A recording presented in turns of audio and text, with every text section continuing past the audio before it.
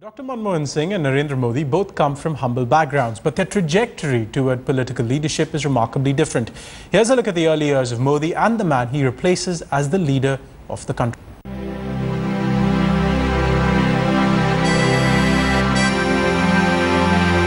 Both had to struggle in their life.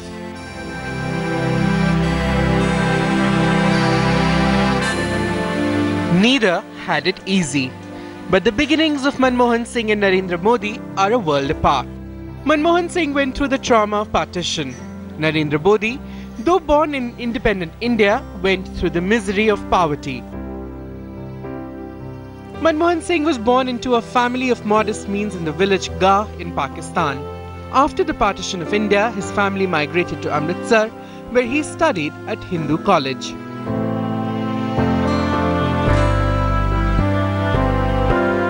Narendra Modi was born in Vadnagar, Gujarat, and helped his father sell tea at the railway station. He studied in a local school and ran away from home by the time he was 17. मेरा संस्कृत और Gujarati subject में student था, होनहार लड़का था। सब लड़के पढ़ने में फर्स्ट क्लास फर्स्ट आने वाले थे और आ गए थे, कोई याद नहीं है, लेकिन नरेंद्र याद है। Manmohan Singh attended Punjab University, studied economics and got his bachelor's and master's degree, standing first throughout his academic career. He then won a scholarship to go to Cambridge University in England to do his master's in economics. Another scholarship helped him complete his PhD. Modi was drawn to right-wing Hindu politics from an early age. He was just 8 when he joined an RSS Shakha. The ideology of RSS left a deep impact on young Modi's mind, and he continued to associate with the organization as a young man. Modi's responsibilities also increased, and he was called for training to RSS headquarters in Nagpur. He returned as a pracharak and was given the responsibility of ABVP's Gujarat wing. After finishing his studies abroad, Manmohan Singh returned home, first to teach and then to work in the government. He chanced into politics in 1991 when the then Prime Minister P.V. Narasimha Rao chose Singh to be his finance minister. Modi's self-starter nature, organizational skills and his dedication to his work turned him into an indispensable part of the Gujarat RSS and then the state BJP. In 1990, Modi became involved in BJP's national level affairs. In 2001, he was sent by the BJP High Command to take charge of Gujarat as its chief minister, a post he retained till 2014, when the country overwhelmingly voted for him to be the Prime Minister.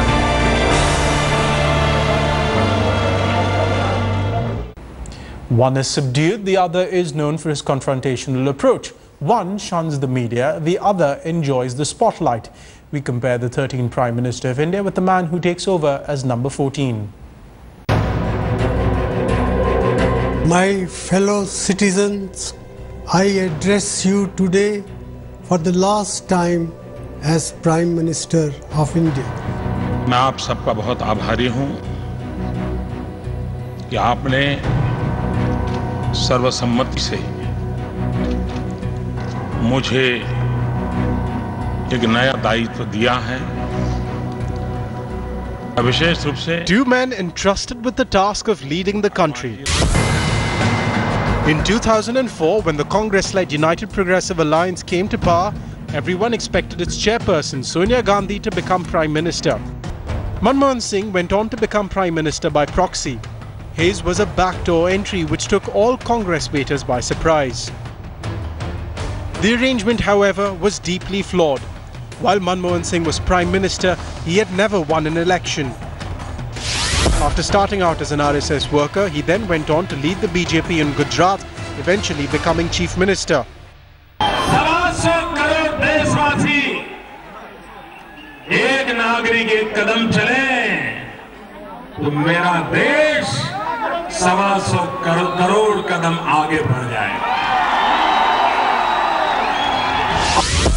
Manmohan Singh will forever be remembered as the unelected Prime Minister of India. All through his 10-year stint, his decisions never came across as his own, but as those prompted by Sonia Gandhi or as a collective decision of the UPA. बड़ी हुई मांग की वजह से किसानों को भूमि, जल और मजदूरों की उपलब्धता की समस्या का सामना भी करना पड़ रहा है. The two men are as different as chalk and cheese. While Dr. Singh rarely portrayed himself as anything but an ivory tower academic, Modi has been vocal, vibrant, and sometimes even offensive.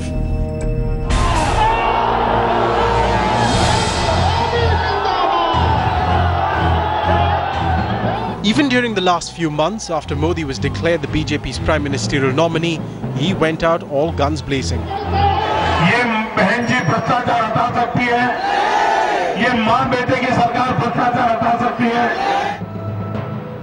He's used every known tool available to promote his ideas of development.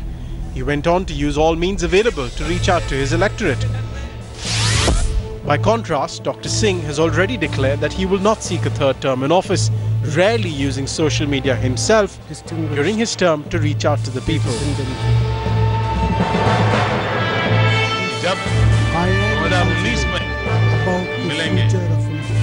Bureau Report, headlines today.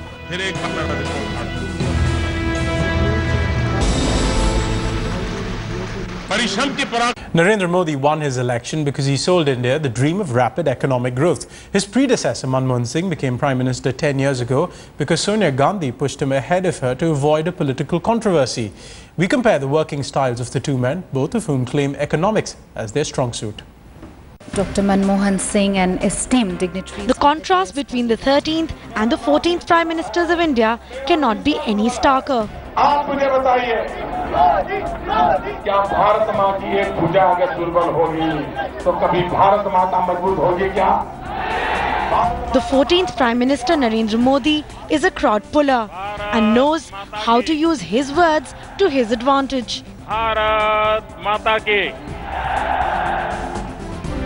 The 13th Prime Minister Manmohan Singh is a tight-lipped, quiet economist turned political leader. Modi is seen as charismatic and bold, while Singh seems to be constantly defensive, a person who avoids head-on collisions. पश्चिम की तरफ तो कोई न कोई आर्थिक गतिविधि दिखाई दे रही है, कुछ न कुछ तो विकास नजर आ रहा है. मेरे भारत माँ की एक भुजा तो मजबूत दिखती है, लेकिन मेरे भारत माँ की ये पूर्व की भुजा दुर्बल है. मेरा पूर्वांचल दुर्बल. Modi has taken all the credit for building Gujarat from scratch. Under the rule of seasoned economist Singh, India's economy went to the doldrums and the rupee plunged to an all-time low. Singh lacked the power when it came to party or policy decisions. On the other hand, Modi has been playing a decisive role in taking BJP to the next level.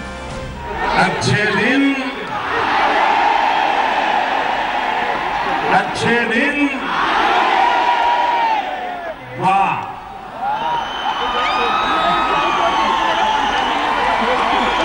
भाई बहनों, आज से लेकर के वहां तक की यात्रा है.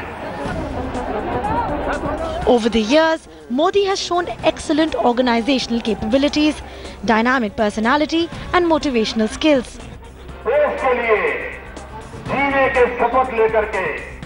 But it's hard to compare any of those qualities with Singh, who prefers to stay mum on everything.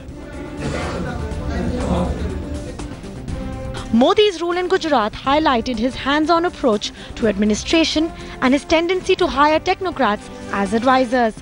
In Delhi, he's also expected to push for digitization of government records and processes. To ensure transparency, all paperwork related to projects and clearances may get digitized. The expectations from Modi as Prime Minister are manifold, but everyone feels he will restore the primacy of the Prime Minister's office. During Dr. Singh's tenure, the PMO was severely diminished in its role and status. It's expected that the PMO will not only drive policy, but also monitor implementation.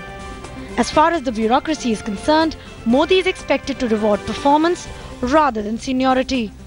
The members of the cabinet, unlike in the outgoing administration, will be held accountable, so they should be ready for performance audits. But the biggest contrast from the UPA times to that of the NDA may well be the dynamism of one-man administration. Modi has always encouraged single window clearance, and unlike Dr. Singh, who had to have consensus, Prime Minister Modi is himself the single window that's expected to clear all stumbling blocks in front of the country. Bureau Report, Headlines Today. Manmohan Singh is known to be a man of few words. In fact, he is often criticized by the opposition for remaining silent even in the face of extreme criticism. Narendra Modi is quite the opposite, a politician who has a knack for long, energetic speeches. It will be our effort to rise to the expectations of our people. ગુજરાતની વિકાસ યાત્રા બાબતમાં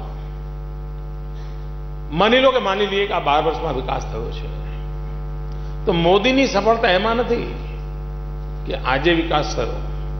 મોદીની સફળતા એમાં છે કે મોદીના ગયા પછી વિકાસની યાત્રા તેજ ગતિથી ચાલે. Today, as I prepare to lay down office, I am aware that well before the final judgment that we all await from the Almighty, there is judgment in the court of public opinion that all elected officials and governments are required to submit themselves to. મેં સરકારમાં એક એવી વ્યવસ્થા ઊભી કરી હતી અને હું માનું છું કે જેનો ગુજરાતને લાભ થશે. હું સરકારમાં એવો આગ્રહી હતો કે મારે માટે ધારાસભ્ય એ લોકશાહીમાં સર્વોપરી છે. I owe everything to this country, this great land of ours, where I, an underprivileged child of partition, was empowered enough to rise and occupy high office. ભાઈઓ બહેનો, એક વાત નિશ્ચિત છે કે દેશની સામે સમસ્યાઓ ખૂબ છે, પણ જો સમસ્યાઓ ખૂબ છે તો સમાધાનના રસ્તા પણ ખૂબ છે. અગર સંકટો છે તો સંકટોને પાર કરનારું સામર્થ્યવાન દેશના યુવાનો પણ છે, દેશનું જનમાનસ પણ છે. Narendra Modi is clearly the man of the moment, so much so that his short-sleeved kurtas and stylish eyewear have generated their own press. So on a lighter note, how does Modi's fashion sense compare to that of Dr. Singh? Here's a look.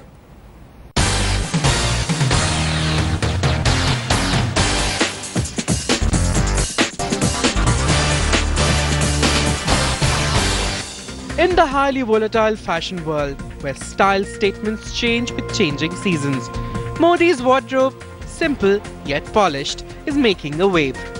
With his crisp half-sleeve silk, khadi and linen kurtas and churidar pajamas, coupled with finely tailored Nehru jackets, often in bright, eye-catching colors, Mr. Modi is amongst a few leaders of independent India who have shunned the shabby and crumpled kurtas and dhoti pajamas, the staple political costume of the traditional Indian politician, and gone out to make a style statement.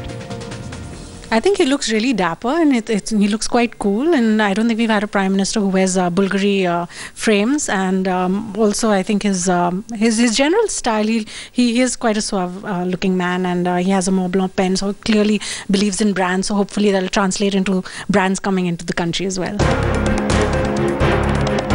On the other hand, the outgoing Prime Minister Manmohan Singh never really cared for what he wore. MMS almost always wore his customary white kurta pajama and a blue Nehru jacket. On his international trips, it was a typical bangala for him. Very little colour or even cuts. While to many, fashion is not really something a Prime Minister needs to concentrate on. Absolutely no fashion advice to give to Modi. I think the only thing he can do now that he's at the helm, is to give this country the leadership and the governance it totally needs. Be that as it may, the new Prime Minister's choice of wardrobe has found resonance amongst the youth. The fact that Mr. Modi has stuck to an Indian attire and spiced them up instead of adorning Western clothes is also being appreciated. I think he's quite well dressed for a politician. I like the fact that he matches his Nehru jackets with his kurtas, which is going to become a statement in the coming season. I'm sure it's going to catch up. And he chooses mostly muted colors, which is a smart choice for a politician and for the leader of our country.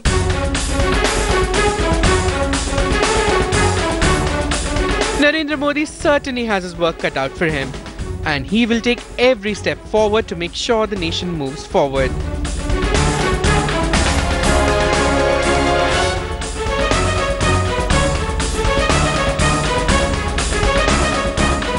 And he will do so in his own unique style.